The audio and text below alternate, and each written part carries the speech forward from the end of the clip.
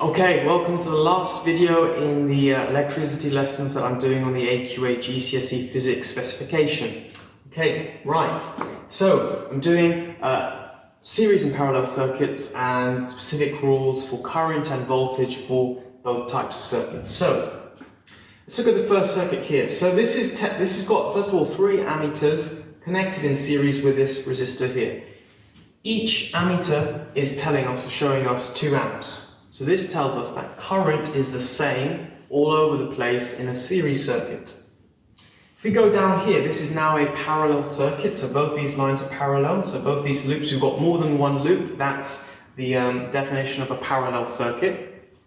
Okay, if I start off with 3 amps, and assuming both these resistors are equal in size, okay, so they've got the same amount of resistance, I'm going to have 1.5 amps passing through that ammeter, or this part of the circuit, and 1.5 amps passing through this point of the circuit. Okay, so it's split, so that means 1.5 plus 1.5 has to rejoin to make the 3 amps on the other side. Okay? If now I change my circuit slightly, and I have 2 resistors here as opposed to 1, and I have my ammeter there.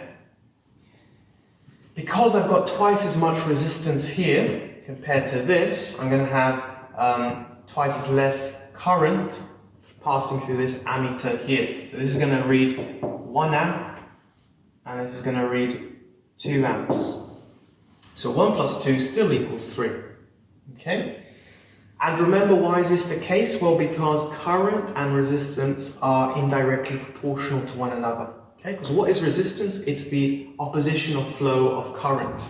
And also, mathematically, we can see here that to maintain the same voltage, if current goes up, resistance has to go down, and vice versa. If resistance goes up, current has to go down. Okay? So, how does current behave in a parallel circuit? Well, we see it splits up. So the 3 splits into 1 and 2, and the 2 and the 1 return to 3 amps. What about voltage? Okay, I'm going to redraw my circuits, and I'm going to put some voltmeters this time. So I'm going to have some lamps this time. 3 lamps. And this is 3 volts. If I now put 3 voltmeters,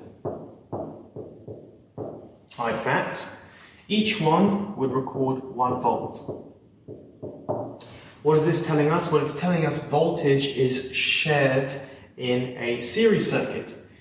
So the more bulbs I added to this, if I were to add more bulbs, the brightness, the total brightness of all the bulbs would decrease because we're having to share more and more of this voltage. So each electron that passes through the circuit has less energy. Remember, voltage is the amount of energy per charge. So each electron is only carrying a certain amount of energy, and that's denoted by the 3 volts. And that's so the electron's got to dissipate an equal amount of voltage across each of those bulbs. Okay? However, if I have a parallel circuit like this, so 3 bulbs in parallel, and I put a voltmeter across each one like this, and this is probably really small on your screens, but each voltmeter is across each lamp, but each one, and 3 volts at the start, so but each one would be 3 volts. So the brightness of each of these bulbs would be, well, first of all, each bulb would be brighter than one of these individual bulbs here, because each bulb is receiving the total 3 joules of energy per 1 coulomb of charge. Okay?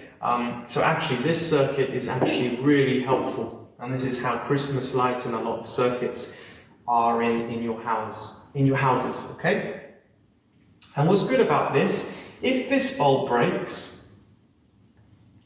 these bulbs still remain on, okay? Because electrons can still pass through this bulb and reach the other side. an electron can still go through here, reach the bulb, pass the bulb, and go to the other side. Whereas if one of these bulbs break, let's say this one breaks, okay, so that gets damaged, these will switch off because no current will be able to pass through this bulb, and therefore these won't be powered. Okay, so let's recap. How does voltage behave in a series circuit? Well, voltage gets shared out. In a parallel circuit, voltage remains the same across each loop.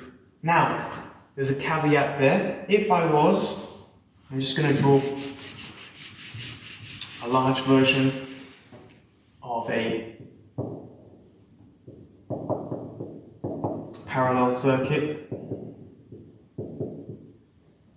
Now, if this was still 3 volts, however, although this is a parallel circuit, if I was to now put voltmeters across these 2 bulbs, this would read 1.5 volts, that would read 1.5 volts. So it's still shared in this mini series circuit. So it's still, it's split up. However, if I was to put another voltmeter across both ends of this loop, this would record 3 volts. Does that make sense? So the voltage is still remaining the same across each loop.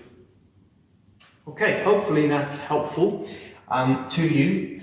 One other thing, I'm going to talk about resistors in series and parallel circuits.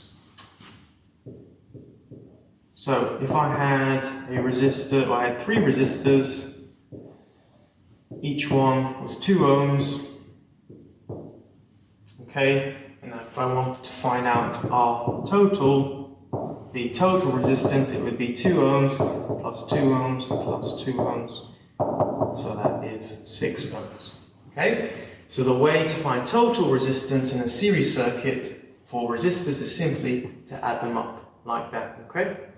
Now, for your specification for AQA, you actually don't need to know how to work out the total resistance for a parallel circuit, but you need to know the total resistance of resistors in a parallel circuit is less than the total resistance of resistors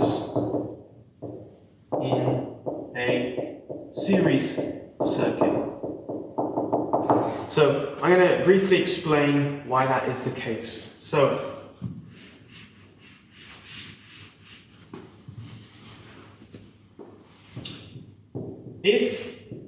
first of all, here's my series circuit. I'm going to draw a parallel equivalent here.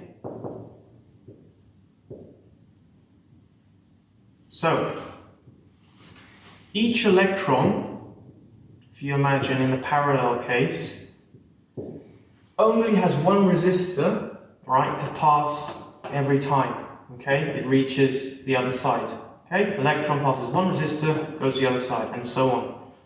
Whereas if we look at the electrons here, passing through, they've got to pass 3 resistors every single time. Therefore, the resistance, total resistance here for each electron is actually greater than the total resistance that electrons have to travel in the parallel circuit. Okay? So, hopefully that is helpful to you. Please remember this point, and resistors being added in series is as simple as adding the individual resistors up. Okay? So, all the best in your exams. Hopefully these videos have been helpful to you.